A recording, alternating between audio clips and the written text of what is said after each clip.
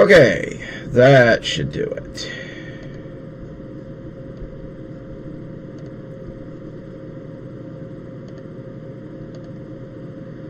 Alright, sorry that took so long. Apparently I've got to plug the camera in before I start the Streamlabs, otherwise it won't work.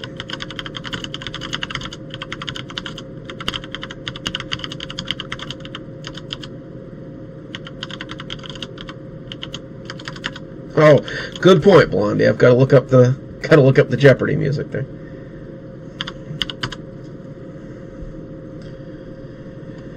Oh, goodness. Sometimes I'm just not tech savvy enough to be alive. Oh, let's see. Let me cue up my Jeopardy music here. Sorry again that it took so long, guys. I don't know what was going on there. It just did not want to play nice there for a second.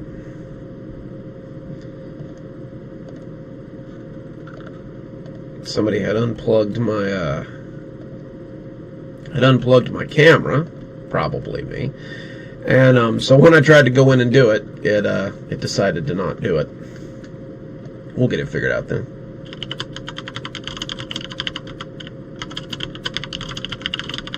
Hopefully everybody made it back in, though.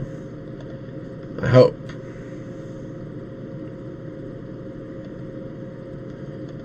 Alright.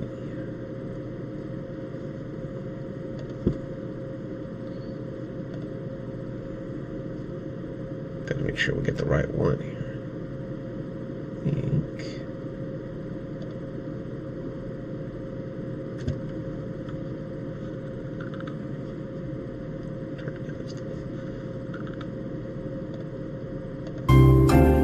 Yo.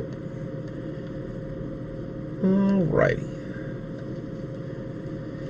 Okay, so we'll hang out for a minute and give everybody a chance to get back in here. Like I said, I do apologize. I was having some technical issues with my camera there. But we do have a brand new Choose Your Own Adventure for the 6,000 stream. By the way, thanks everybody for getting us to 6,000 subs. Yay! These milestones are always kind of fun to celebrate, so I like to do something special there.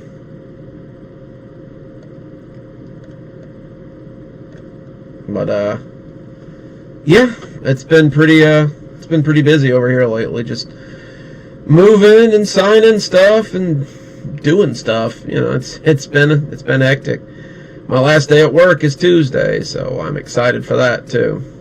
Gonna be a lot more time to do stuff, and you know, once I move, I might start doing more live streams, I think, too. I know you guys look forward to the live streams, so it'd be nice to maybe do one every other day, or maybe every day or something, you know. We'll figure something out.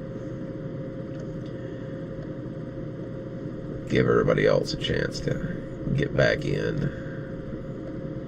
I know Jennifer was really hoping that her Wi-Fi would hold out so that she could come hang out with us. I hope it does.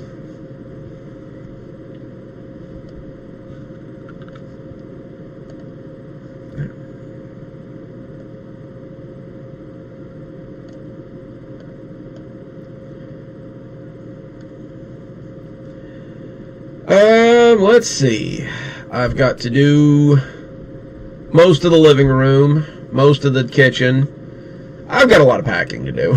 I really haven't had a lot of chances to do it. But after the job's done, I'll have 2 straight weeks to pack everything up.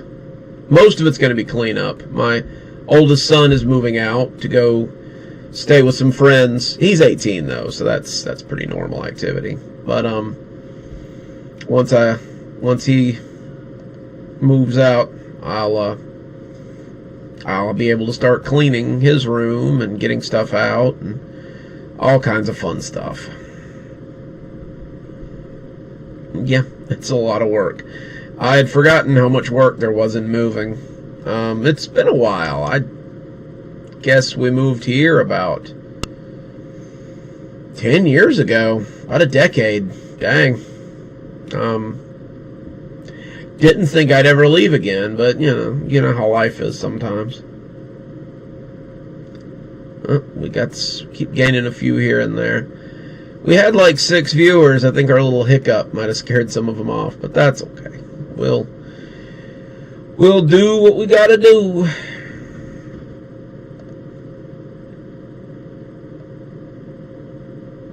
Thinking about turning some of these little choose your own adventure books into books too.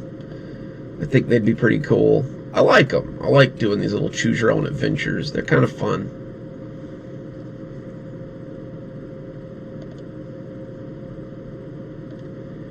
Just moving around there so I can see everything. I love Steam Labs, but it's kind of all over the place. Like I said, we'll give everybody a little bit of time to get in here and get situated. Yeah, I think choose your own adventure books would be kind of cool. I liked them when I was a kid. I might get some artwork done for them too or something. I don't know. We'll have to see how that goes.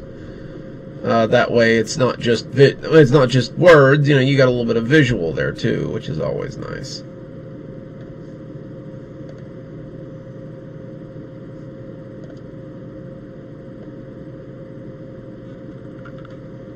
Yup, they're coming back by drips and drabs there. Welcome everybody. If you were on earlier, sorry about that. We had some technical stuff going on there. Welcome to the 6K live stream. Yay! Like I always say, it's all you guys. You guys do all the work there. If it weren't for subs, I wouldn't have any kind of celebratory live stream there. So you guys are awesome. And I hope tonight's offering lives up to the hype.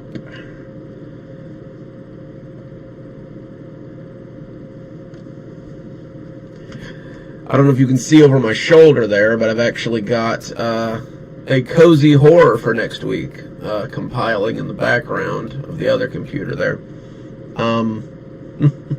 I've just started making them at this point, just ahead of time, just like leftovers. You just cook them up ahead of time so they're there when you need them. Because the cozy horror stuff has really been a big popular thing. I know you guys like your long videos in the morning time, so I don't mind giving you something a little longer to listen to. I know some of my stories can be a little bit short, so it's always nice to give you guys something a little meatier. That way, you've got something to listen to while you're at work or out on a jog or something. I don't, Blondie. I don't do my own art, unfortunately. I need to learn how. I'm ashamed to say that a lot of my thumbnails, well, about all of my thumbnails, are usually AI work. I use Night Cafe. I like Night Cafe. It's a good service for guys like me who I can't draw circles. Like all of my artistic stuff is up here with my autistic stuff. So, and it's all writing. Like I can't make art to save my life. It's something I'd always wanted to do. Like I would not be opposed to learning to draw, to learning to paint, to learning how to do artwork. It's just not a talent I ever cultivated. That's something I'd like to do, though. My son's really good at artwork. He's always busy with other stuff. So.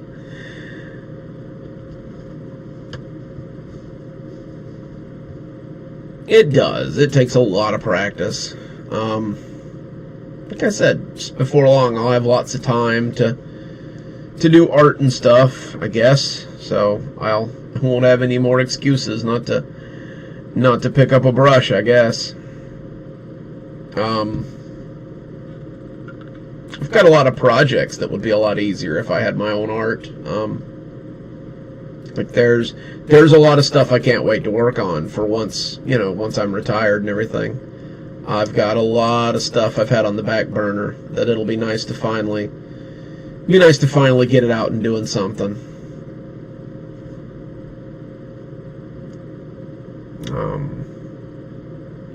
I've been working on Kashmir stories lately.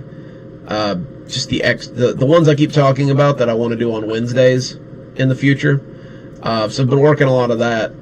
It's people you haven't met in Kashmir yet. It's less about Dr. Winters and less about Grandpa and less about the botanical garden and less about the hospital and more about just the regular people that make up Kashmir. You know, I thought you guys might like to see some of them. That they... Hold on. Somebody has to go to the litter box. Come on, you. I knew you should have gone out before I touched you. Come on. Come on. Well, come on. False alarm, I suppose. But yeah, just the just, you know, like regular folks. We get a lot in the Kashmir stories about like the demons and the boogans and the people who fight against them. But you know, a town like that, it's all about like the mailmen and like the police and, you know, the fire department and the bakery and the newspaper, you know, stuff like that. And I think those kind of stories would be really cool too. And I'm looking forward to bringing you guys some of those. Normal says hi as well. He's grumpy because I don't have a lot of room inside my little recording tent here. I can't wait to show you guys that. Oh, hey, Mia. I can't wait to show you guys that. I've got such a big space that I'm moving into to put my studio in. I'm gonna have like wall posters and like vinyl art and whiteboards and things that you can see in the background. My mom actually found me at a thrift store. She found me a raven candle that I can't wait to incorporate into my backdrop. It's going to be really cool. I can't wait. It's going to be so neat. I'm looking forward to just having space, because like I don't mind my studio setup now, but I'm kind of like crammed into a corner, you know? There's not a lot of space to operate over here. So I just kind of, you know, do the best I can most days. Hey, Lou. Glad you could join us, man.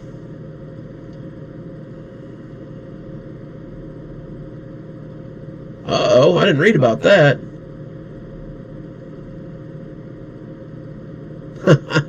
No, Mia. Normal doesn't get to leave the house. Normal wants to. His brothers and sisters do, but he's too special. He doesn't get to leave. No. He doesn't get to play outside with the ferals. Normal's adventures are usually to the food bowl and to the litter box and to get pets, because he's a special boy.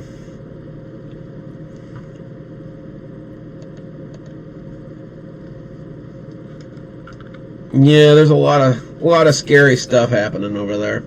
I really hope everybody's okay. In the chat or not, I really hope everybody's okay. Well, do you guys want to get started? You know, what we've got today is the Summer Carnival. It's another one of those choose your own adventure kind of things. I simplified it a little bit from the last one. The last one was a little all over the place, so I'm hoping that maybe I've got this one a little bit more streamlined. I've got my Jeopardy music up, so we'll do a little bit of Jeopardy there. Oh yeah, that's right, me. I forgot about that. Got my Jeopardy music ready, so when we do votes, we'll have our time clock there. But I think this one will be a little bit simpler to follow. Just remember, while you're voting, just put them down there in the chat, and we will proceed like that, I suppose. We'll probably pick up some more people as we go along, but this is the Summer Carnival, a choose your own adventure horror. So away we go. And this is to celebrate our 6,000 subs. Thank you guys. I really appreciate it. In summertime, the kids all whisper of the carnival that appears in the first heat shimmer. It arrives in the field on the outskirts of town. It brings with it a storm that sends the rain down. That's right, Blondie. It doesn't work if you yell at the screen. For those who enter, be aware. Should the storm arrive, you'll be stuck there. The poem was one that most of the town's children knew. The summer carnival was well known in these parts as an urban legend, but just about everyone in school said that they had seen it. People claimed to have been to the Midway, gone into the haunted house, seen the mirror maze, and tasted the confections at Market Street. But most people felt like these were just tales told around a campfire. You were coming home from a shopping excursion in the next town over when your tire blew out, and your spare seems to be flat. With no cell service, your choices seem to be to start walking, and only choice seems to be to start walking, and the closest town is the one that you're heading to. As you walk, you can hear the sound of distant thunder and see the sky is darkening as rain begins to gather. The day is hot, and through the heat shimmer, you believe you can see and hear a fair. You can hear the sound of music. Coming around the road, you can smell popcorn and fried foods, and the music of the circus organ is very loud now. You turn to look deeper into the valley next to the road, and you can see flags poking up over the rim of the little hill there. In the valley, the one the children sing of is a fair. The colorful tents, the Ferris wheel, the rising spires of the spook house, the tents of the Midway, it's all there. You believe there might be a phone down there somewhere, so you trek down into the valley to see if the people who run the fair will let you use it. So we come to the entrance. You find a ticket booth, but it's utterly deserted. There don't seem to be any patrons at the fair either, though the music must be noticeable for miles around. You call for anyone who might be standing around, but no one comes to answer. Behind the booth is a large bronze statue of a man in a tall top hat and a waistcoat. He holds a cane, and his smile is full of secret madness. The placard at the base of the statue proclaims him to be Kit Masterson, barker of the Summer Carnival. The statue looks far too detailed to have been made by human hands, and you almost expect it to move. The carnival is a little spooky, so devoid of anyone living, and you hesitate a little before heading inside.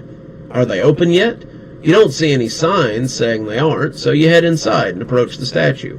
The statue sits in the middle of 3 paths, and you find yourself at a crossroads. The left takes you to the Midway, the right takes you to the market area, and straight ahead takes you to the ride area. Where will you go? So our answers are left. Let's see. Left to the Midway, right to the Market Street, or straight to the ride area. And make your choice. Here we go.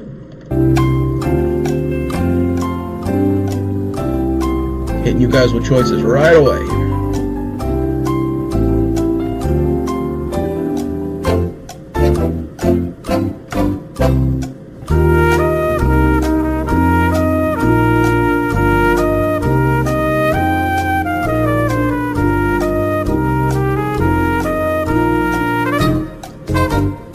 Got 1 for straight to the rides.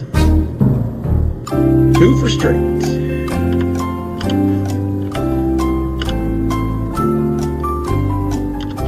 Oh, somebody's hungry. They want to go to the Market Street.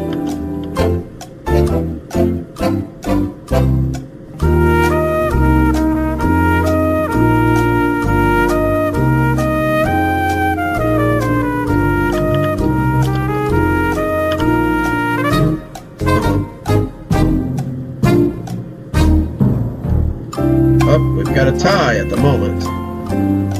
Get those votes in, everybody.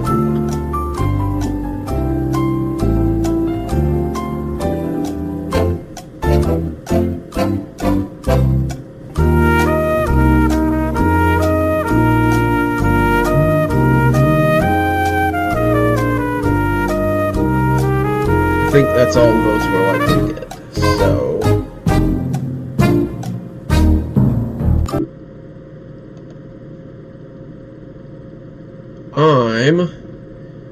I'm gonna say right to the Market Street. So we will go to the Market tab.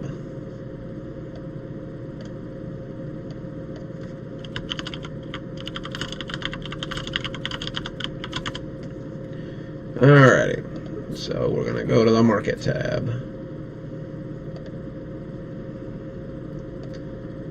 Alright, so you head right and come to a long pathway of tents with a lot of good smells coming from them. You relate it to the food stalls in Spirited Away, but with a definite fair flare. You can smell the latent cigarette smoke in the air, the sweat of bodies pressed too close together, the mingled breath that smells of unbrushed teeth and old beer. The lane is completely empty, but it feels claustrophobic in a way that's jarring. There's several stalls, and they all seem to have food laid out at them. There are fryers and prep areas and all sorts of things just sitting out, and the smell is quite intoxicating. Looking around, you don't see a phone, but the longer you look, the hungrier you get. You see a stall for deep-fried, non-licensed sandwich cookies, a stall for funnel cakes, and a stall for coney dogs. Do you partake? So, our choices are no, that we will not be partaking.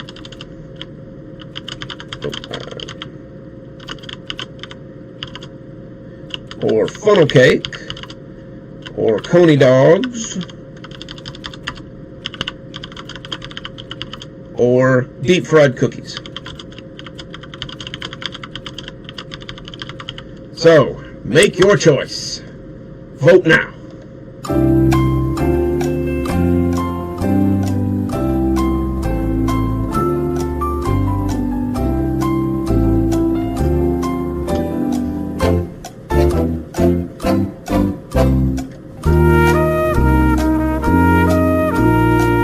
I like funnel cake personally. That's just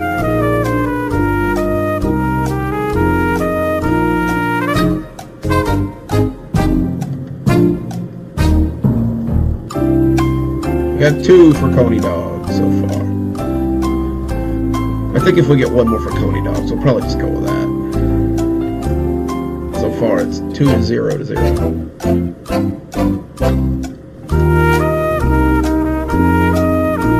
That's 1 for funnel cake.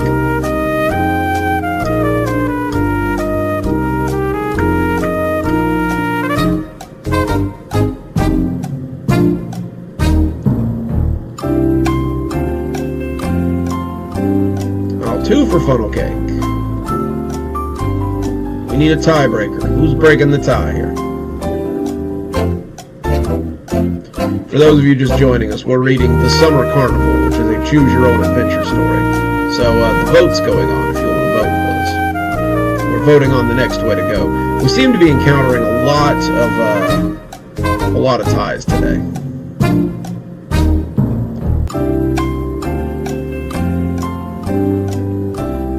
It's an extra large hot dog with all kinds of things on it. I get mine with chili and cheese and relish, but I think you can put just about anything on it.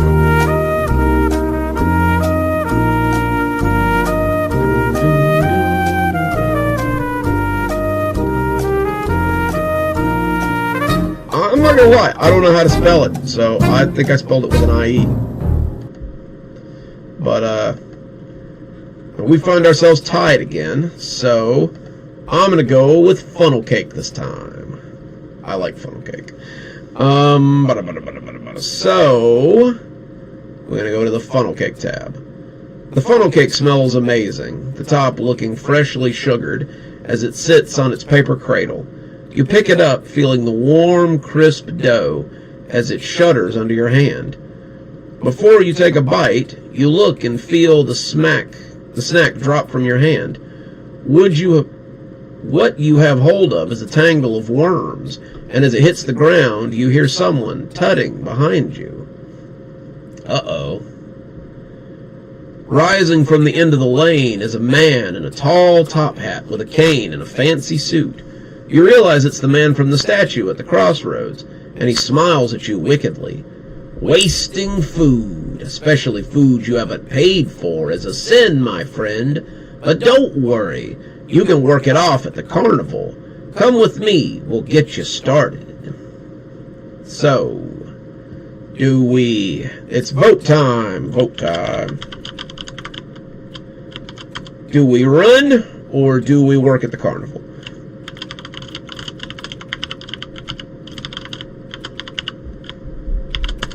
Get those votes in now.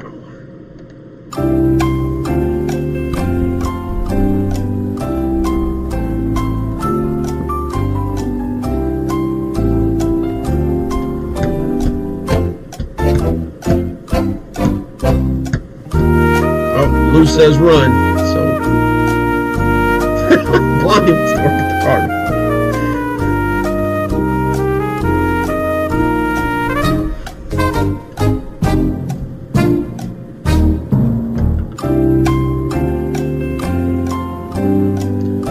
Wow, that's 2 for working at the carnival. I had not seen that happening. Okay, then. So far we have 1 for running and 3 for staying to work. So, any other votes? If you guys are just joining us, we're reading The Summer Carnival, which is a choose-your-own-adventure story. So, if you would like to participate, feel free to vote in the chat box, and we will tally up votes and make decisions that way.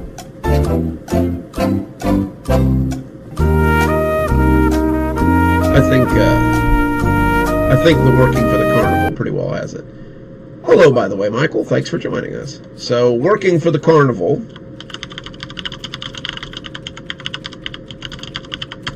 So, working for the carnival wins. You nod, but as you walk toward him, you suddenly become groggy. You don't know what's happening, but the closer you get to him, the more you want to sit down and rest. As he blurs, you suddenly black out, and don't wake up for some time.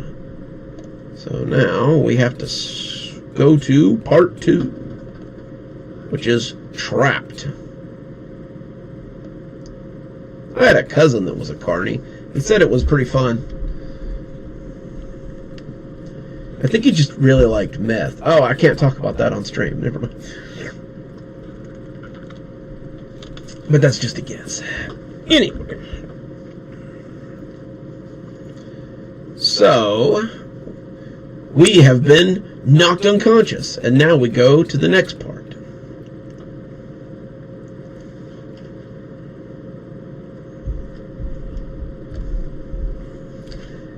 Alright, so, for those of you guys just joining us, we decided to go work for the carnival, and then we got knocked out. So, now we're going to go on to part 2, which is called Trapped. You come to in the back room of some old house. It's shadowy. A single cage light hangs overhead. You weren't tied up or anything. You've just been stuck here. There are a couple of moldy boxes, a desk, and a door. There's no window, so you can't tell what time it is, but you're pretty sure it isn't raining yet. It's definitely been a few hours, though, you're pretty sure. Thunder rumbles outside, so you suppose the rain is still hanging in there over the carnival. You stand up, trying to find your bearings, and decide what to do. So, vote time again. Our choices are to search the box, search the desk, or open the door.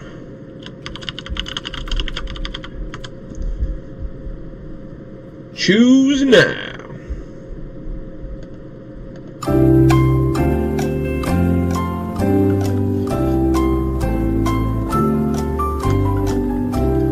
this is one of those we can do multiple things as well if you guys want to. This one really isn't a tied down to one choice. Like if you guys want to search the desk first and then search the boxes, be my guest. I just like to give you guys choices. You know, I'm a giver. That's one for search the desk. One for open the door.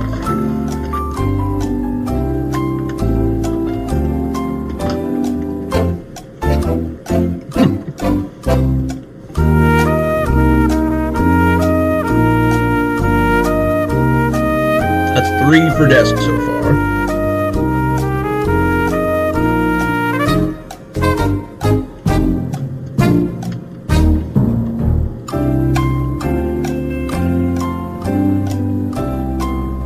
I think the desk probably has it.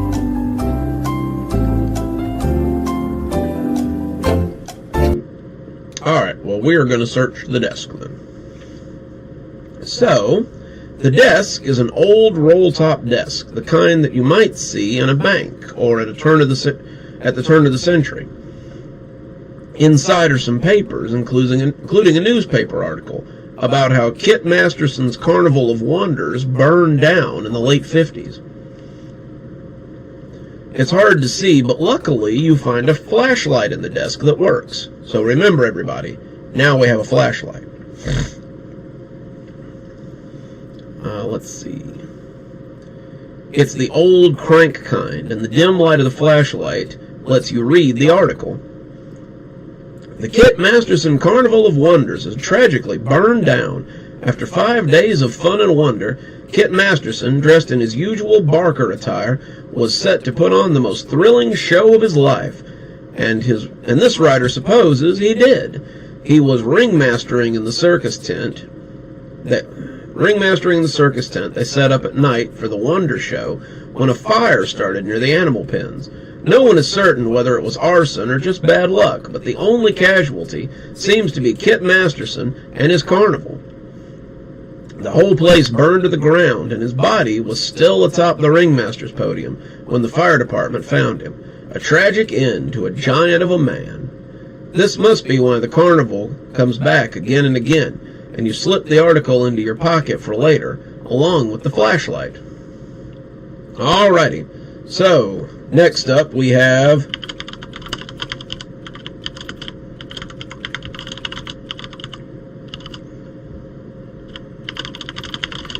search the box or go to the door. Cast your votes.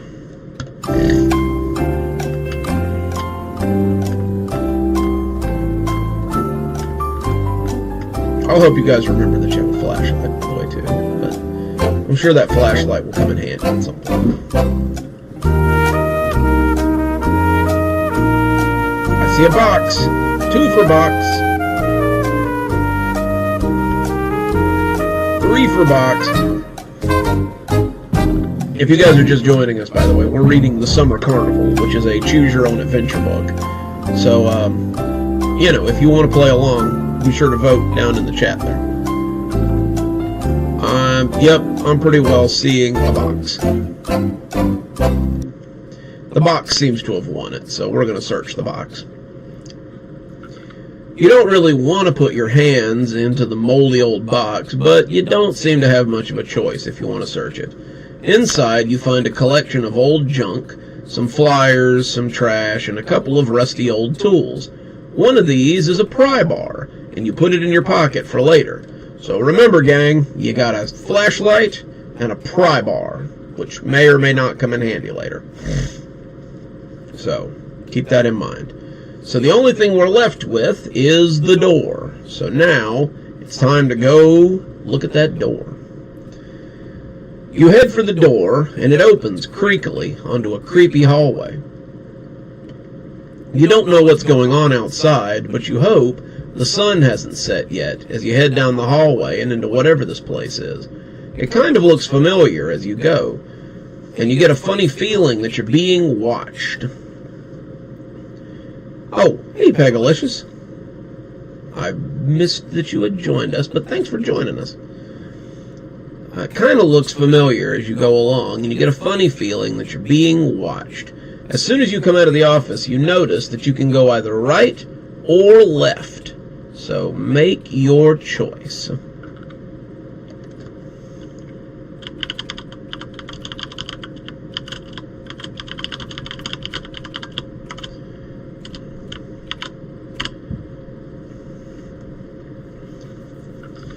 Right or left? Make your choice.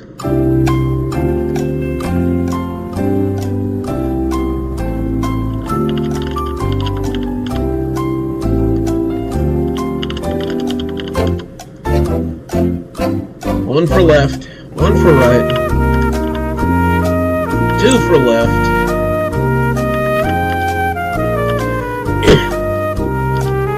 three for left,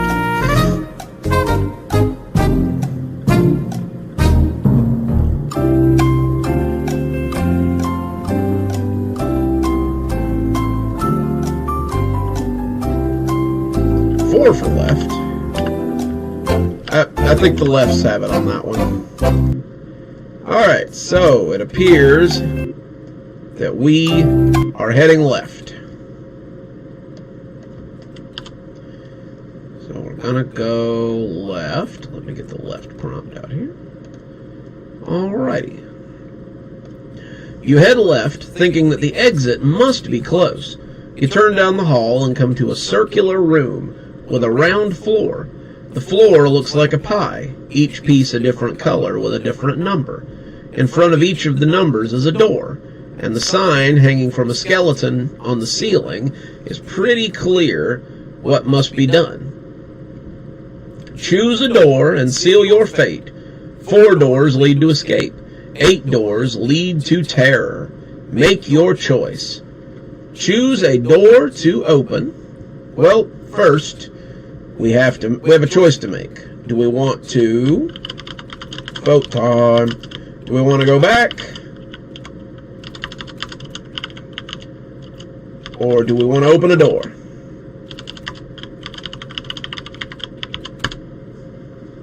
Make your choice.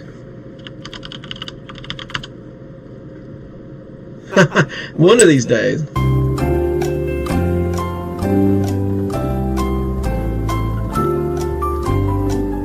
So, our choices are to open a door or to go back the way we came.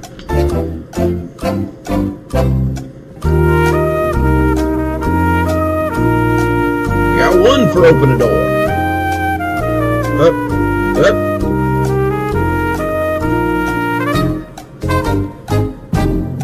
We got 1 for going back and 2 for opening doors. 3 for opening doors. Up, we're 2 and 3. I'm going to let this one run for a minute, so 2 and 4.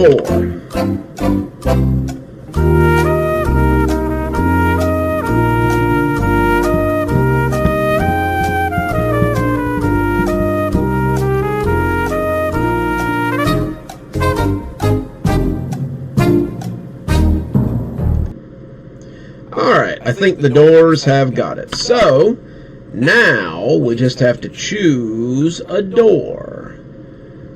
So, we've got a choice of 1 through 12. So, decide what door you guys want to choose. 1 through 12.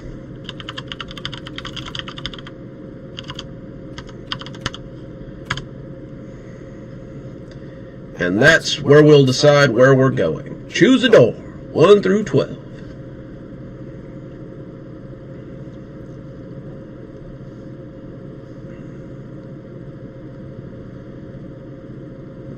Let's see. We got 1 for 8, 1 for 7, 2 for 7.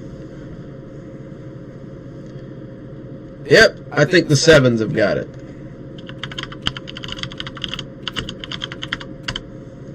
We'll open door number 7 first. So, door number 7. You open the door and a huge shark begins snapping at you and banging against the glass. You slam the door shut, panting, as you try to catch your breath. So we know door number 7 is not the way out.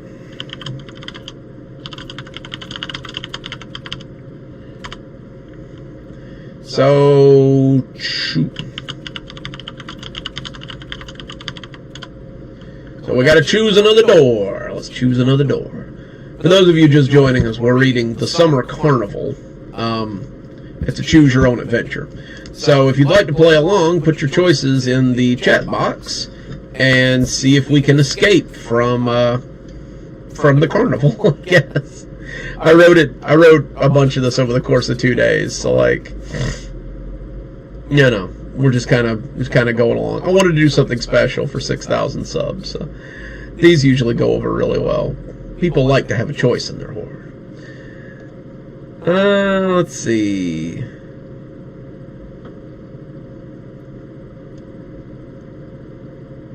Okay. 4.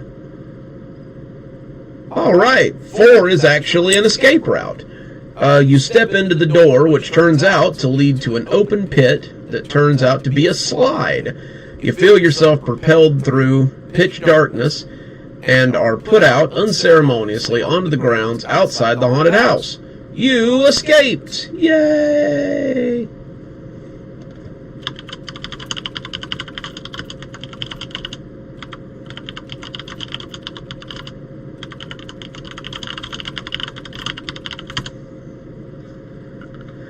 Yay! So you escaped. And now we can go on to part 3. You have escaped the haunted house. Now nothing can stop you as you rush for the exit. Nothing except a giant circus tent set up where the entrance used to be. The tent flaps are open, and you can hear someone inside shouting for people to take their seats and come see the show. There's no way past it. Your exit seems to be through the tent. You've got no choice but to head inside. Inside the tent, you see the Barker standing on a podium. In the audience box are seated a collection of tired and frightened people. There are adults, children, solicitors, mailmen, policemen, and everything in between. They all came here just as you did, and were trapped by the Barker, Ken Masterson. So, Kit Masterson, sorry. As he looks down at you, you can see the sun beginning to set behind him, and the onset of rain is getting pretty adamant. Oh, hey, CLC. You're right at the tail end of the story, but we're probably going to start it again. Like, we kind of flashed through it this time, but there's still some choices to make there. Nowhere to run to, and you're almost out of time. Just accept it and become part of my show forever. With the sun going down and the rain beginning to patter on top of the roof, you will have to act fast. The trappings of the circus are around you, and you can see a clown costume, a fire breather's torch and liquid, and a strong man's unitard. What role will you play in the circus? So now it's vote time. What role will you be playing in the circus?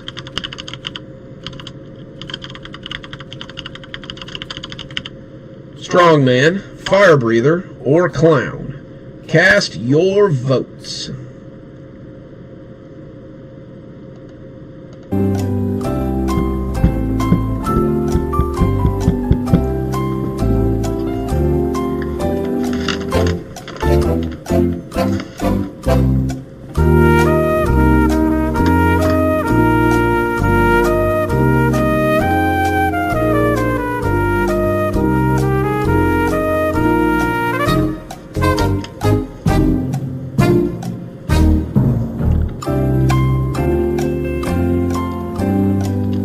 I see 2 for Fire Eater so far.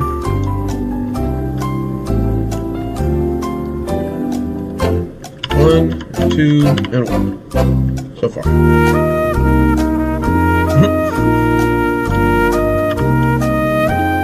Go hard to the clown.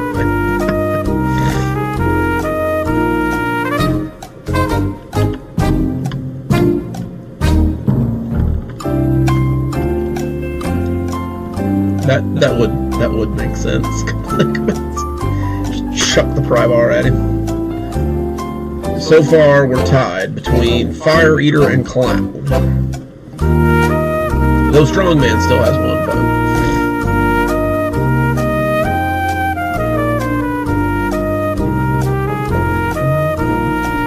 Cast those votes, fellas. Let's see if we can escape this circus.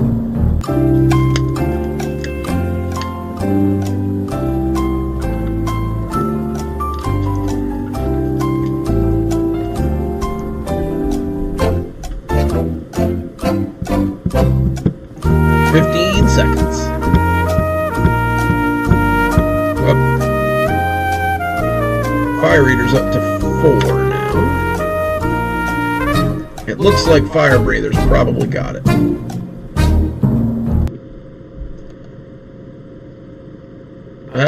Yep, Fire Breather has 1. So, let's see. Taking up the leotard and the torches, you find that you have a real knack for this.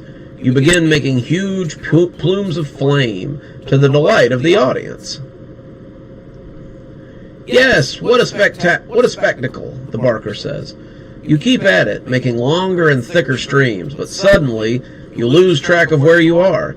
You're too close to the hay that feeds the elephants, and it catches on fire, the laughter turning to screams. No, no, not again, the barker screams. As it all goes up in flames, you run for your life into the field as the rain begins to fall. You walk back to town, a little woozy on what just happened. Luckily, the mechanic at the service station has a wrecker and goes to pick you up. Lucky you didn't see the carnival, he jokes, as the night hangs around him like a blanket. They say the people who go in never come out. My older brother always claimed that he went there. Said he got lost in the mirror maze and woke up in the spook house. He said he barely made it out alive, but that this guy kept chasing him until he finally... But you let it all drone into the background as you slip off into an exhausted and well-deserved sleep. The end. Congratulations! You escaped the Summer Carnival. That was one way to do it. There's actually a lot of twisty-turny stuff in this one. There's only really one ending, but like there's a lot of other stuff. There's a lot of other ways to get about it. Like I wrote a few different things there. If you guys want to run it again, we can run it again. I don't mind. It's a fun little choose your own adventure there. If you guys want to go back to the entrance and we can start again, I'm good with that. If you guys want to start from the very beginning, since we've got a lot of new people that just joined us, I don't mind that either. We can start ourselves a new adventure there. Or we don't have to. We can do whatever you guys want to do. I'll read some stories if that's what you guys want. Like, this is I know you guys like the choose your own adventure stuff usually, so I thought I'd cobble something together for 6K subscribers. Again, thank you guys. I appreciate that. I guess we will return to the beginning then, so the people that just got here will know what we're doing.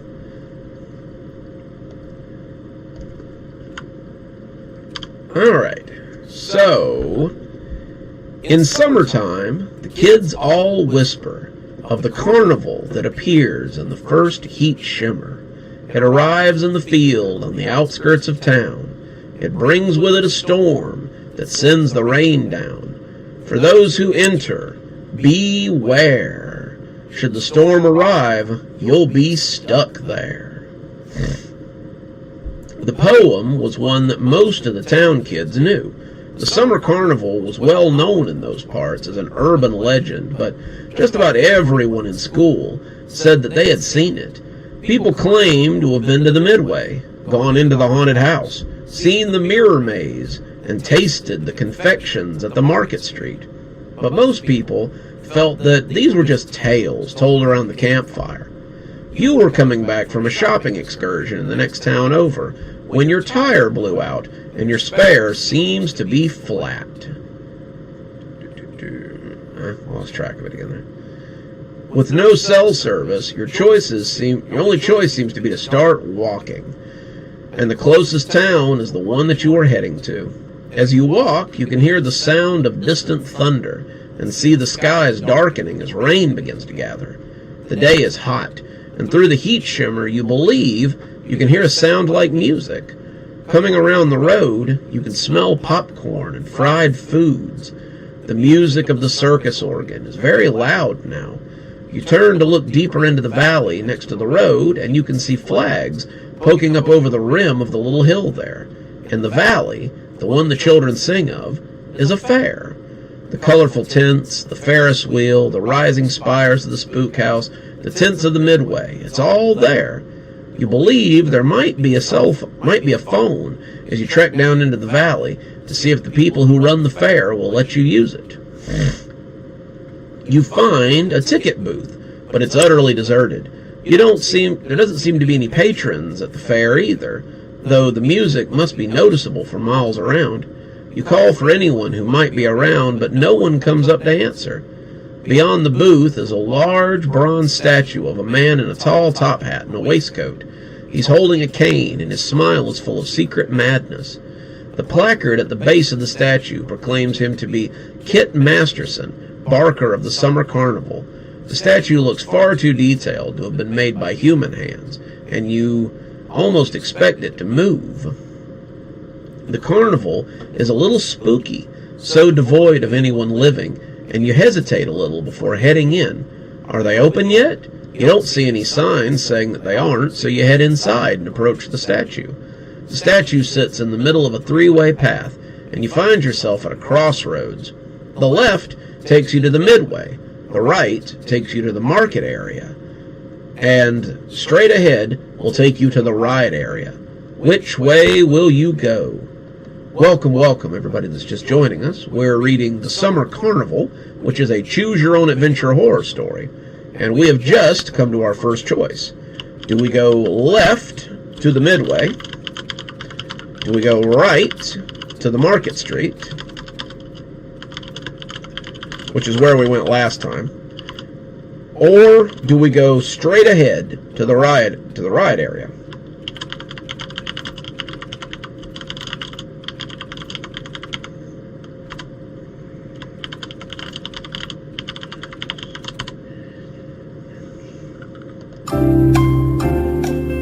We got one for Midway and one for rides, it looks like.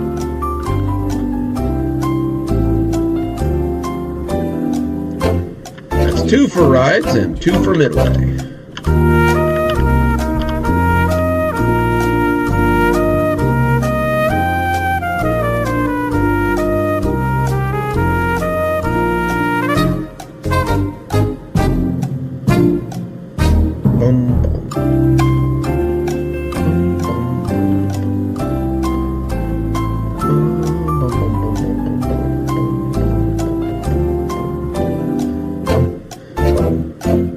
That's 3 for the ride area.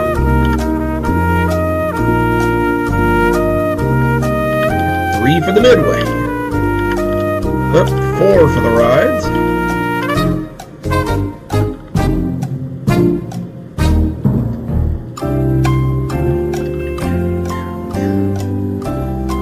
I think the rides probably got it this time around. Anybody else? 15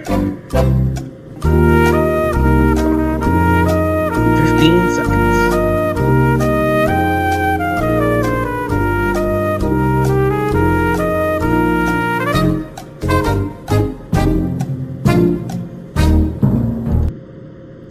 Alrighty, the rides have got it. So, let's go to the ride tab.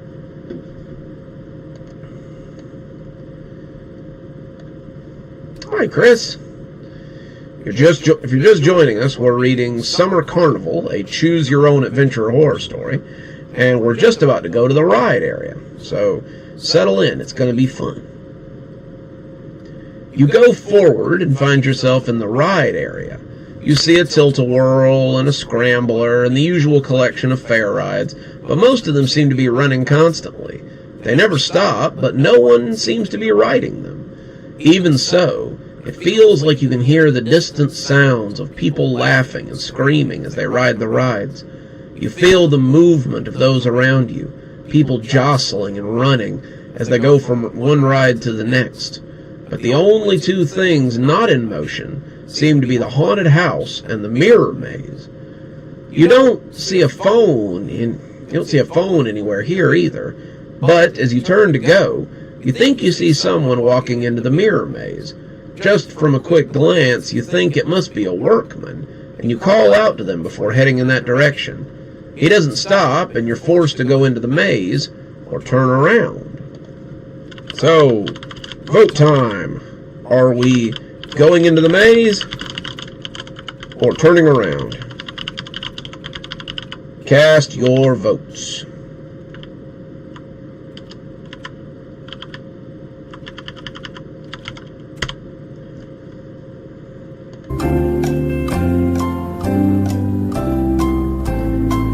That's one for maze.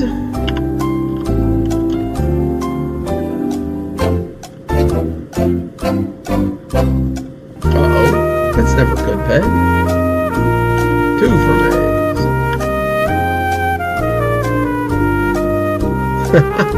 I think the mazes have got it on this one. Yep, I believe the maze has 1 on this one. So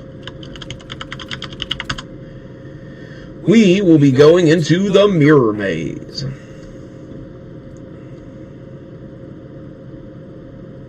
Of course. I imagine so. Nobody's canceled my stream yet, so. You call out as you enter the mirror maze, trying to find someone to help you. The maze is disorienting, the mirrors showing nothing more than your scared face. But as you head in, you feel as if you can see someone behind you sometimes. The workman you followed in seems to be constantly behind you in the mirrors, but he's always heading deeper in instead of turning around to notice you. You come to a crossroads and must choose a direction. I guess so, Peg. I've seen other people use it, so. It says royalty-free somewhere on there. Alright, so, vote time. Do we go left, or do we go right? Make your choice, right or left.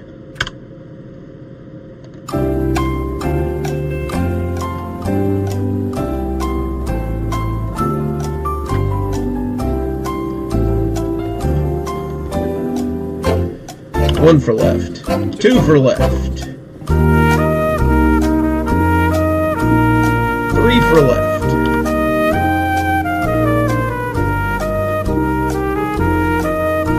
Yeah, I think the lefts have got it. Let's see. You head left. Before you know it, you've come to another crossroads. So, vote time again. Left or right?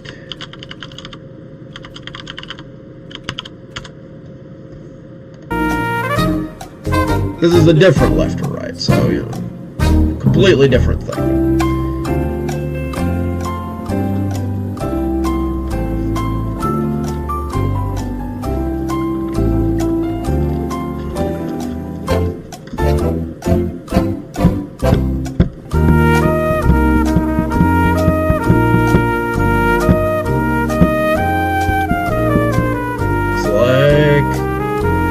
The lefts have probably got, yep, the lefts have got it.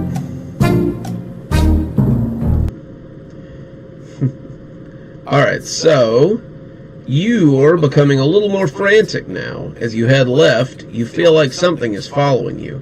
You don't see the workman anymore. It feels like you're being stalked by the man in the top hat, the one you saw out front. As you go, you suddenly run into a dead end and have to find your way back. You keep bumping into walls, but the man in the top hat that's pursuing you is even worse.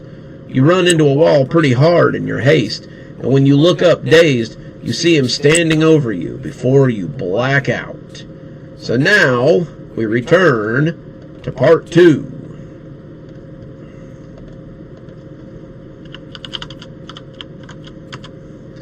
Which, as you will remember, is Trapped. So, you come to in the back room of some old building. It's shadowy, a single cage light hanging overhead. You're tied up. You aren't tied up or anything. You're just stuck there. There's a couple of moldy desks, there's a couple of moldy boxes, a desk, and a door. There are no windows. You can't tell how long you've been out for, but it's definitely been a few hours. Thunder rumbles outside, so you suppose the rain is still hanging out over the carnival. So, time for that vote again.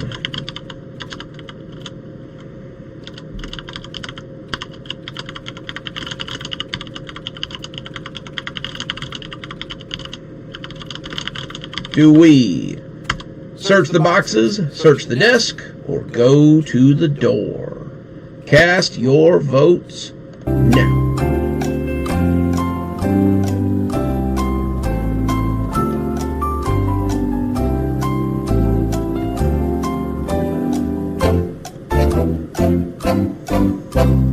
That's 2 for desk. 3 for desk. Box!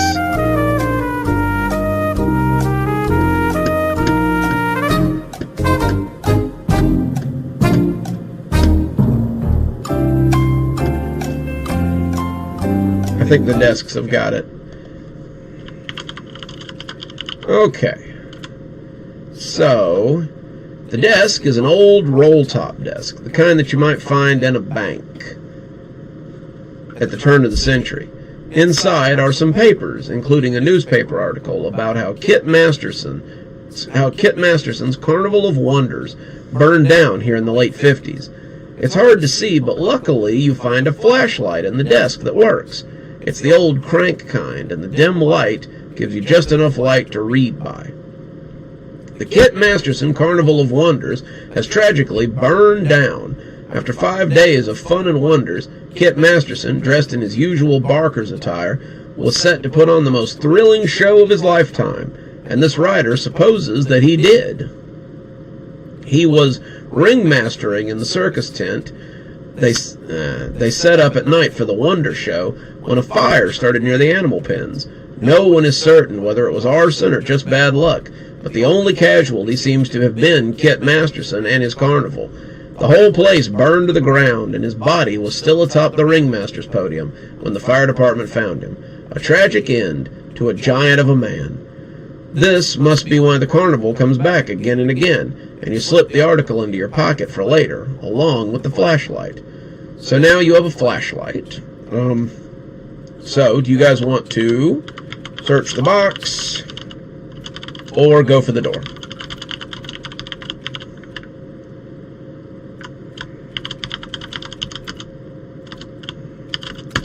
Search the box or go for the door. And I'll wait with you. If you're just joining us, by the way, we're reading The Summer Carnival, a choose-your-own-adventure horror story. So, you know, have a seat, participate. We like to see your votes there.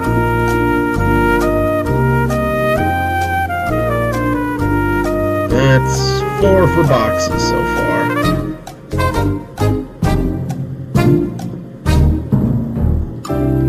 We'll just go to the box. Yeah, that's 5 for boxes. Boxes wins. You don't really want to put your hands into the moldy old box, but you don't seem to have much of a choice if you want to search it. Inside you find a collection of old junk, some flyers, some trash, and a couple of rusty old tools. One of these is a pry bar, and you put it in your pocket for later. Alrighty, so that just leaves the door. You head for the door, and it opens creakily onto a creepy hallway. You don't know what's going on outside, but you hope the sun hasn't set yet as you head down the hallway and into whatever this place is. It kind of looks familiar, and as you go, you get a funny feeling that you're being watched. As you come out of the office, you notice that you can go either right or left. So, Make your choice.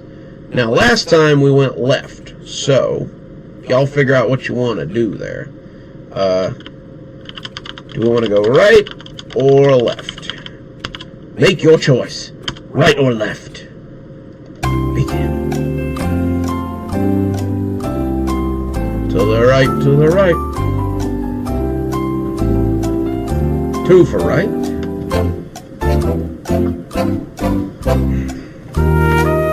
3 for right.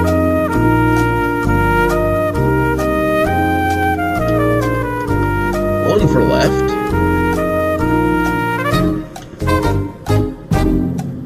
4 for right. CLC, if you wanted to see what lay down the left hallway, and we don't get to it, watch earlier in the stream, because they had went left earlier, so it's already there. Alright, it looks like the rights have it, honestly. So, right wins. Alrighty, so let's go right then. As you round the corner, you see something hunkered at the end of the next hallway. It's hard to tell what it is, but the eyes glow ever so slightly. The hallway is full of cobwebs, the thick kind from years of disuse, and you aren't sure what to expect. But you guys have the flashlight, so you get a special selection there. You could go on, you could retreat, or you could use the flashlight. So,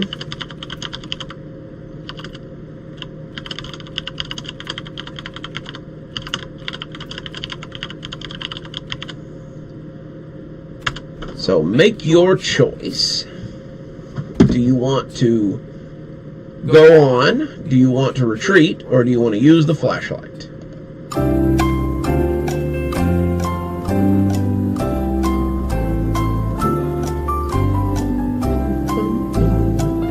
I see 1 for flashlight, 2 for flashlight, 3 for flashlight.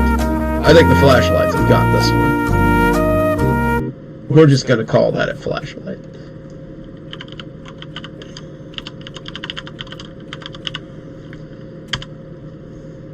Alrighty, so you remember suddenly that you have the flashlight and that you don't need to be afraid of the dark. You flip it on and nearly have a heart attack as you see a huge spider with long legs and clicking jaws and a bulbous body. You start to run, but it doesn't even move. After taking another look, you see that it's probably just a trash bag with some moving parts. You laugh. It's just a prompt for the haunted house, and you decide that that must be where you are as you proceed down the hallway. So, you turn past the cobwebby hallway and into the next corridor. As you proceed, you suddenly jump as something falls from the ceiling to the left of you. It's a rope, and on it is hanging something human-shaped.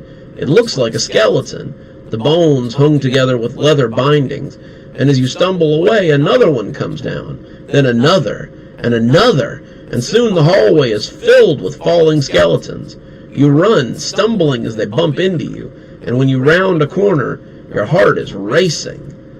Looking down the next corridor, you see what appears to be an empty hallway, but you feel as if you know better. You take a step, but you feel the floor descend slightly as you hit a trap. So, again, we have, do you run or stand still? Your choices are to run or to stand still. So, make your choice now.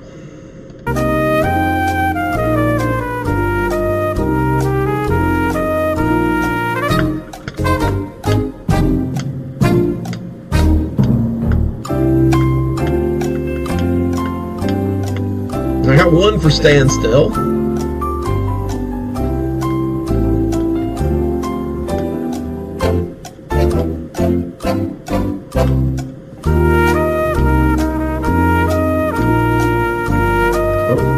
Okay.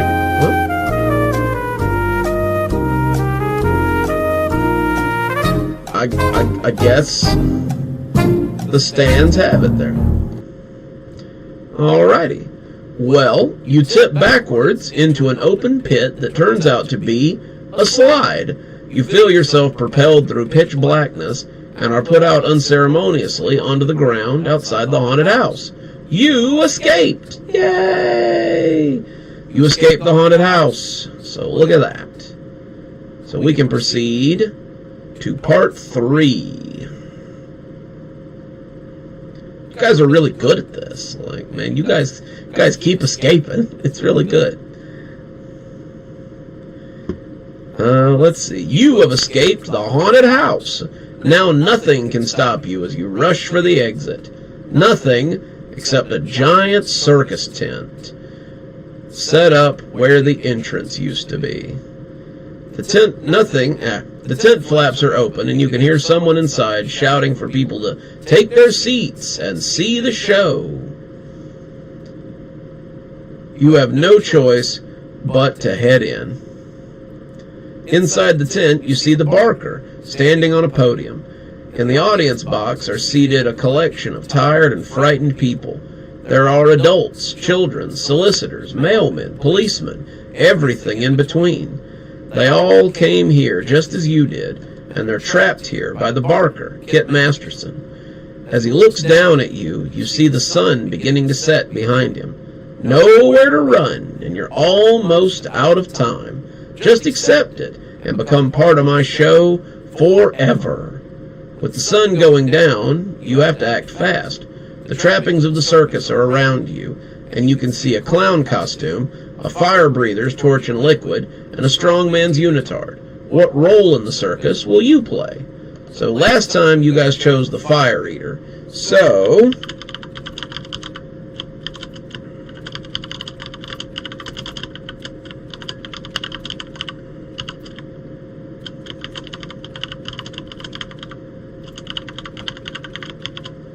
what will we pick this time? Strongman, clown, or fire breather? Cast your votes. I see 2 for clown. 3 for clown.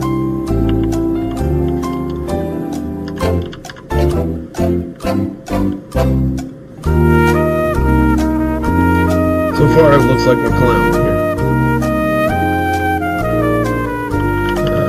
Oh, wow. 3 and 3. That's surprising. 4 and 3. Alright, alright.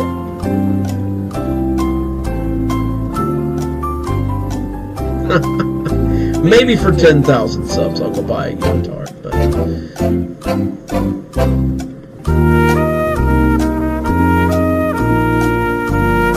so far it looks like the strongman's got it, but we got another 10 seconds.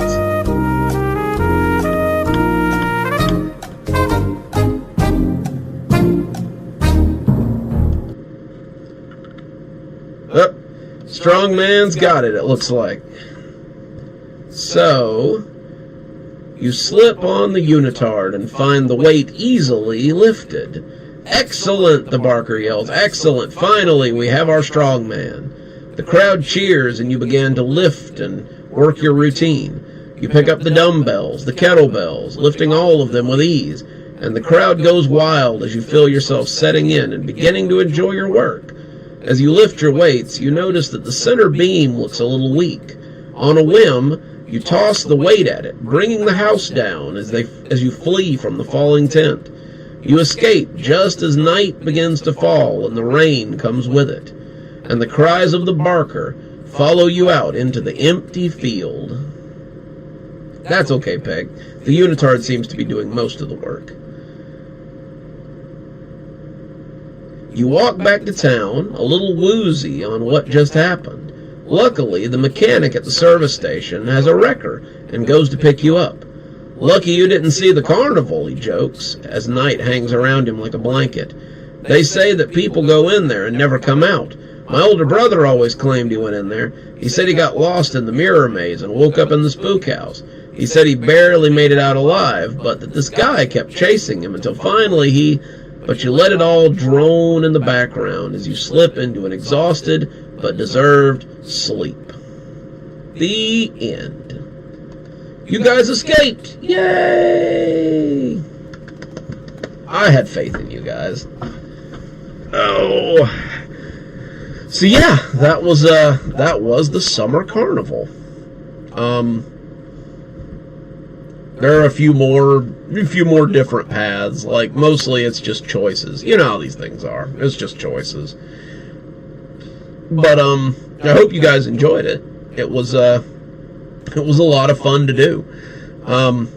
Honestly, I can whip these things up in a couple of days. Like, I mean, they're kind of basic. I'd have to pump them up a little bit if I was actually going to do anything with them. But I think for the live stream ones, like, a little bit of a basic story is probably best.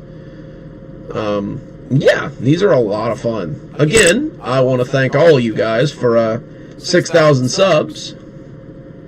Good on you.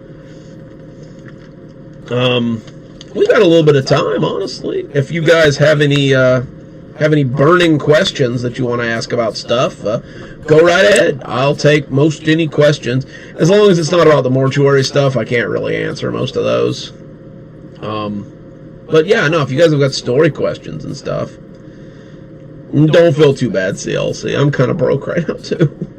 I'm waiting on payday with wallet open.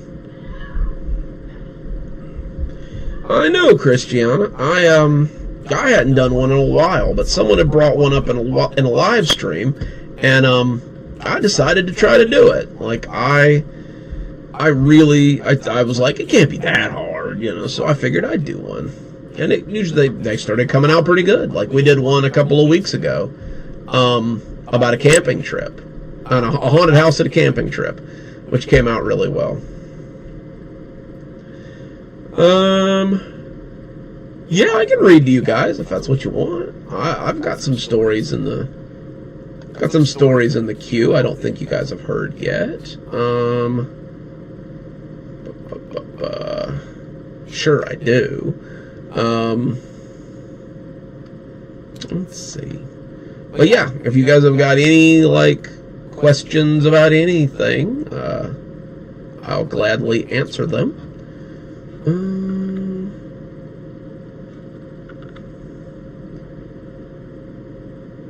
Well, Sean, there's been a couple of stories that are actually based on stuff that has really happened in my life. Hide and seek at the, God, what is it called?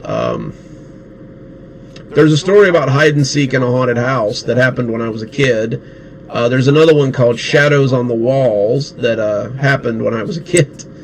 I've seen some boogans. Like, it happens every now and again.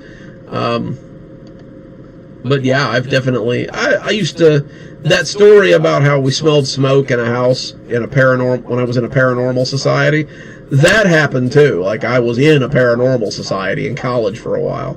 I think it was mostly a lot of bunk, but that one kind of stuck with me because it was just so real. Let's see.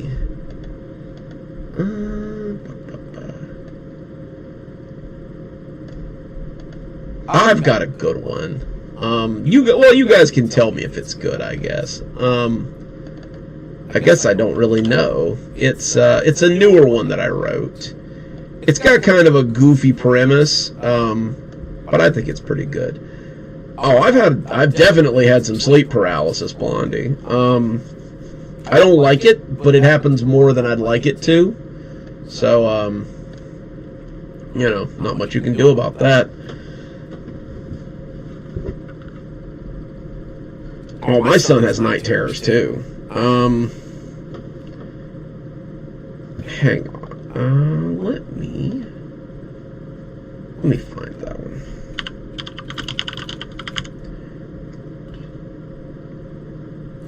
Hide and Seek at the Martin House. It was called Hide and Seek at the Martin House, and it's a local oddity, actually. Like, it's a place that really exists. And it's a good story. I'm going to read you guys a story called Tony Pizza. Like I said, it's something I'm planning to write a creepypasta about, actually, too. But, I like it. Like, I think it's an interesting story. But you guys will have to tell me what you think of it, I guess. I'll do a live recording while we do that. So, let me set up here. I did do that, come to think of it. Tony Pizza, that's right. So.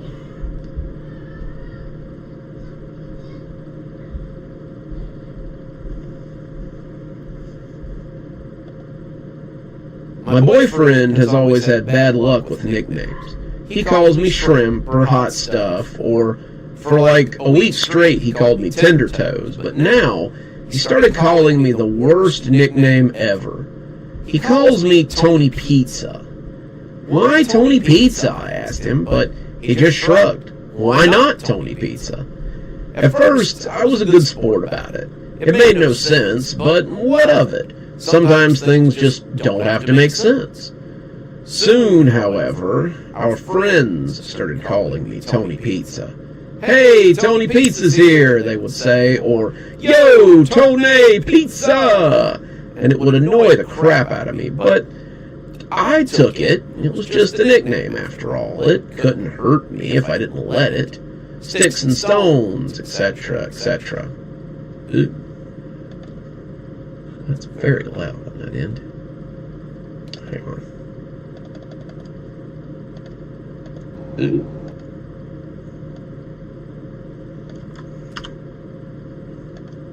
Stones, etc., etc. Hang on a second. Let me make sure that this is set up right. That does not sound correct. No effects.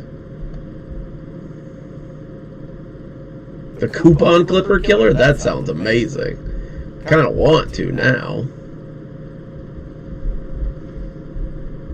Okay, yeah, I'm on the Yeti. Alright, I guess it's just a little louder than usual. Oh, well, I can tone it down in processing. When the phone calls started coming in, that was when it went too far. I was sitting on the couch, scrolling mindlessly.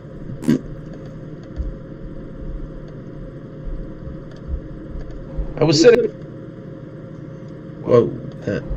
on the couch. No, that sounds awful. I'll fix that later. But I was sitting on the couch, mindlessly scrolling through Netflix, when my phone rang with a number I didn't recognize. I sighed, figuring it was just some telemarketers or something. But when I picked up the phone, the lady asked if she could speak with Tony. Who? I asked, thinking it was my friends playing a joke. Tony, she paused, and I could hear her paper riffling. Tony Pizza. I rolled my eyes. Hardy har har, who is this? Is that you, Margot? No, this is the National Debt Collection Service, and we're attempting to collect a debt on a Tony Pizza. I sighed. Tony Pizza is just my nickname. There isn't a real Tony Pizza. Well, real or not, they owe $15,000 in credit card debt, and that's landed on my desk. That dried my mouth up pretty quickly. How much? $15,000.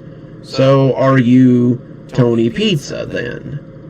We talked for a while, me insisting that the name was just a nickname and not a real person, and the woman on the other end of the phone finally said that they would check their records again, but that all the data they had pointed to the person at this address who had this number being Tony Pizza. I hung up on her after assuring her that I would try to get my boyfriend to call them, and called his cell phone. This was a little more than just a weird nickname. It was something that was trying to stick me with a bunch of weird debt. I wasn't going to play ball. We had been distant lately, this man who had once professed such love for me, and I sensed him pulling away the last time that we had been close. I should have sensed it before now, but I was always a little slow to pick up on others when they were preparing to go. I called a few of our mutual friends, even Margot, but they all said that they hadn't seen him today. They said that they'd keep an eye out for him, and when I told them why, they laughed. "Classic Mike," they all said. And when I tried them all, I called him again. He was supposed to be at work, delivering pizzas for Domino's, but his cell phone went straight to voicemail every single time. I shook my head. He would do this on my day off. I got dressed and decided to just walk down to Domino's and see if I could catch him there. With any luck, he'd be waiting for an order, and I could get him to answer some questions for me. I grabbed my keys, my phone, and a can of mace. Can't be too careful these days, right? I was walking past the manager's office when Mr. Dubry stuck his head out and called my name. "I just wanted to discuss the rent on the other unit with you. I haven't been paid in 2 months, and I'm getting a little impatient." Raised an eyebrow. "Other unit? What other unit?" He shuffled some papers around, finally finding the one he was looking for. "Unit 402, rented out to, He shook his head. "Tony Pizza? Really? This must have been passed on by my secretary. Regardless, it has your address as the primary address, so it must have been you or Mike." I ground my teeth together. Now he was getting another apartment with a stupid name attached, too. This was all becoming a little too much. What was he up to? When I found Mike, he had a lot of explaining to do. "I'm going to find him right now, sir. Let me ask him what all this is about, because I haven't rented any apartment other than my own." I headed out then, the manager telling me to let him know what I discovered, and I left the complex in a heated state. I was going to find him and give him a piece of my mind. And he was going to answer for this, or it would be the last thing that I did. I'd been worried that he was planning to leave me, but stealing from me and using that stupid nickname he had given me to do it was a step too far. I made it to Domino's, but as I walked in the front door, I had to stop myself from throwing my phone at the guy manning the register. "Hey, it's Tony Pizza! Save it, Damien. Where's Mike?" Damien scratched his head, one of his dreads bouncing. "Dunno. He never showed up to work today." "Somebody did show up looking for you, though." I lifted an eyebrow. "For me? Who would come here looking for me?" "The cops," Damien said. "You must have passed them on the street because they were just here." That made me nervous. The cops didn't just start looking for you for no reason. What did they want? They were asking about you. Wanted to know if anyone had seen you. They said that they were looking for someone named Tony Pizza, and you're the only one I know with that name. I felt like screaming, "Tony Pizza, Tony Pizza, Tony fucking Pizza! What the hell was happening today?" I hated that stupid nickname, and now it seemed to be following me everywhere. Was this some kind of elaborate joke from Mike? If it was, it wasn't funny. I was getting pretty tired of this, and what's more, I was beginning to feel afraid. This was all starting to feel like some kind of Twilight Zone episode, and I was ready to turn the channel. "You told them that's not my name, right? You let them know that that's just a nickname, so they wouldn't come roaming around looking for some mook named Tony Pizza, right?" Damien looked at me oddly for a moment before answering. "I meant to, but it's the weirdest thing. I couldn't actually remember your name. I don't know if I mentioned it was a nickname either. I did give them you and Mike's address, though, so they should be waiting for you at home." I shook my head and walked out, telling him I supposed I'd go home and wait for the cops then.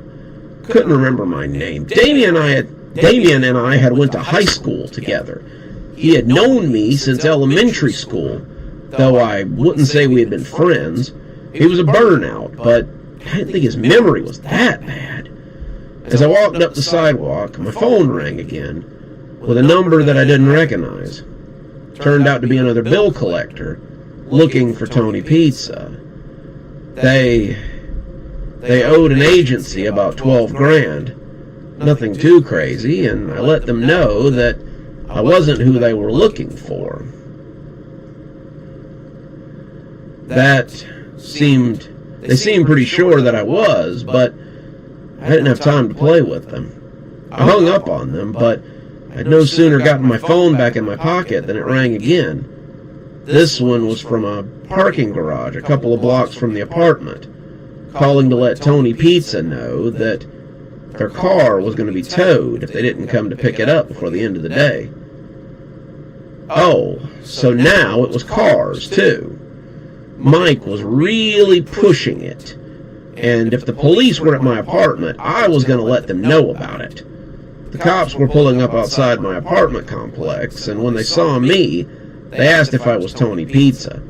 I scoffed. Do I look like Tony Pizza? One of the cops was a big-bellied, good old boy type, but the other one was a little more professional, and he put a hand out to stop his partner from getting angry. Sorry, I'm Officer Page. This is Officer Gardner. We're looking for an individual who may or may not be connected to a crime. Do you have a moment to speak with us on the matter? I agreed, and we stepped into the lobby of the complex, so they didn't have to interview me on the sidewalk.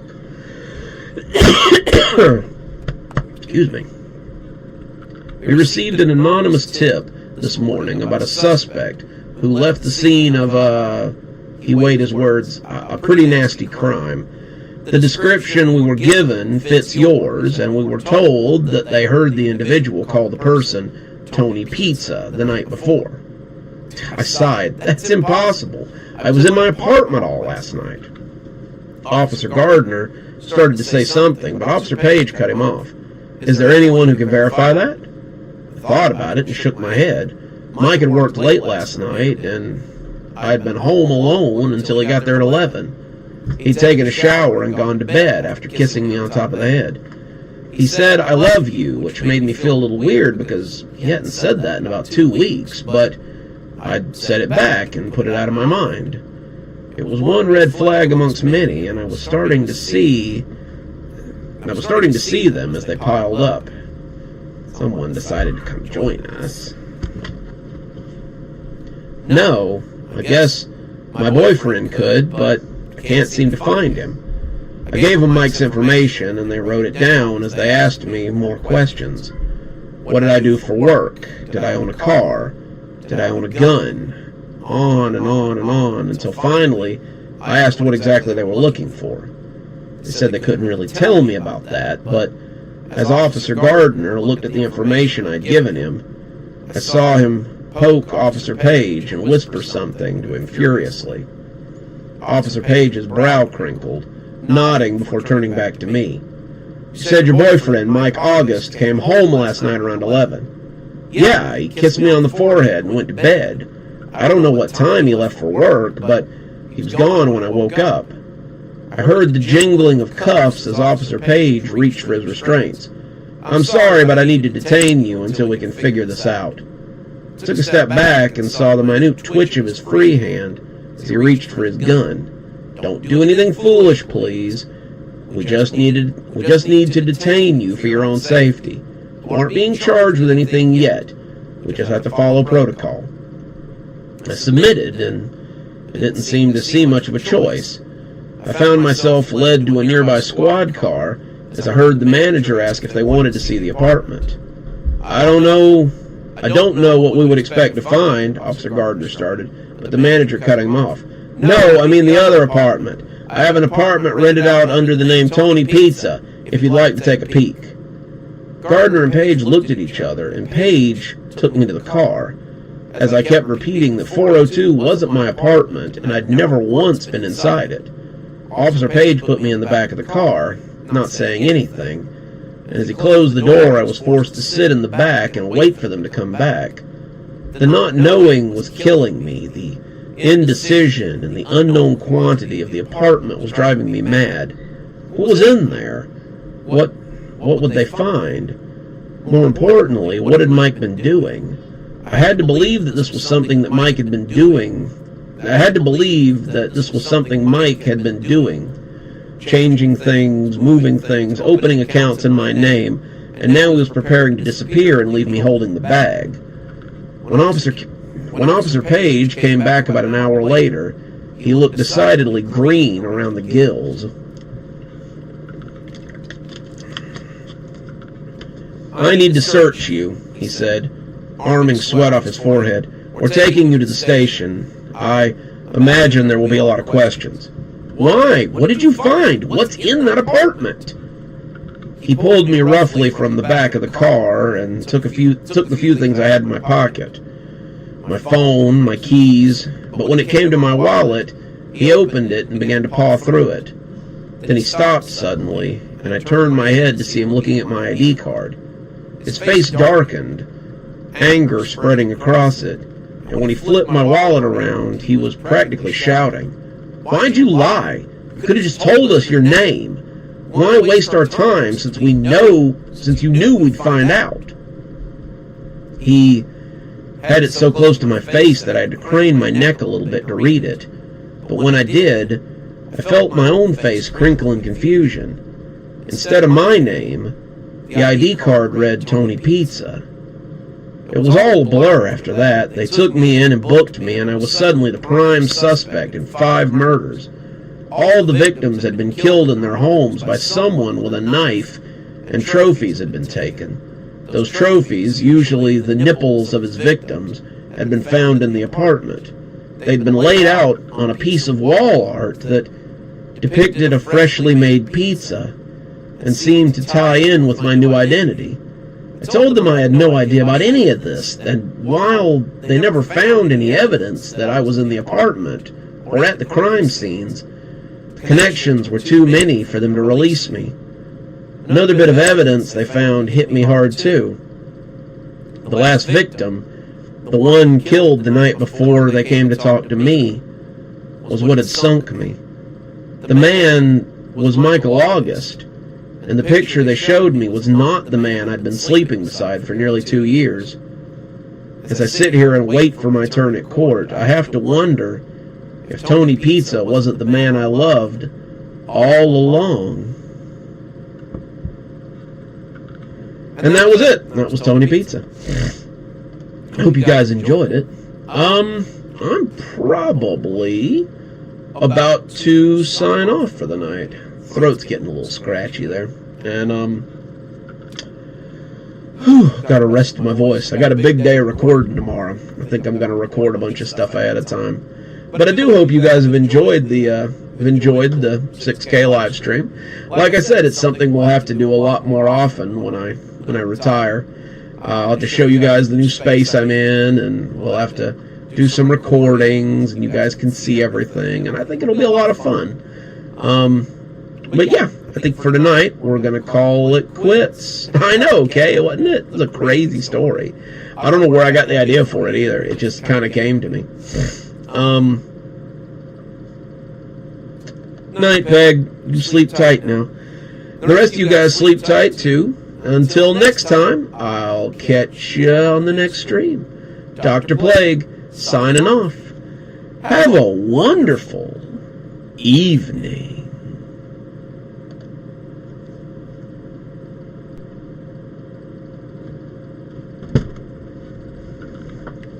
Alright, Normalicious. Ooh.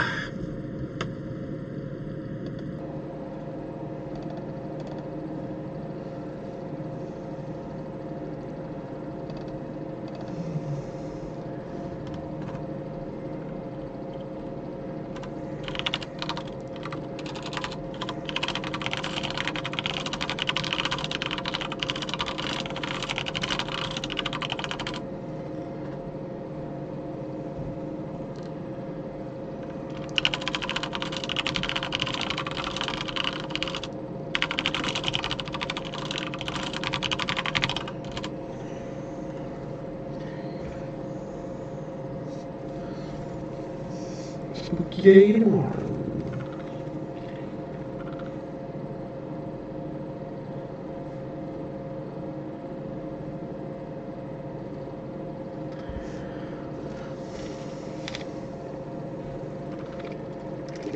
Is it?